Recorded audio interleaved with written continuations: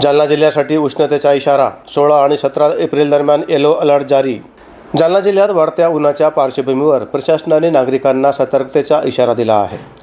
प्रादेशिक हवामान केंद्र कुलाबा मुंबई यांच्या सूचनेनुसार जालना जिल्ह्यात दिनांक 16 आणि 17 एप्रिल 2026 दरम्यान येलो अलर्ट जारी करण्यात आला असून या कालावधीमध्ये काही ठिकाणी उष्णतेची लाट हीट वेव्ह येण्याची शक्यता वर्तवण्यात आली आहे। जिल्हा आपत्ती व्यवस्थापन प्राधिकरणाने नागरिकांनी काळजी घेण्याचे आवाहन केले आहे।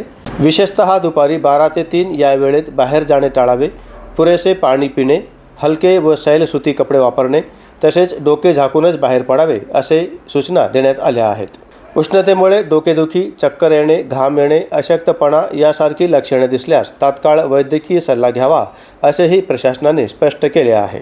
उन्हात काम करणाऱ्यांनी मधून विश्रांती घ्यावी व शरीरातील पाण्याची कमतरता टाळण्यासाठी ORS, ताक, लस्सी, पन्हे यासारख्या पेयांचा वापर करावा असे मार्गदर्शन करण्यात आले आहे।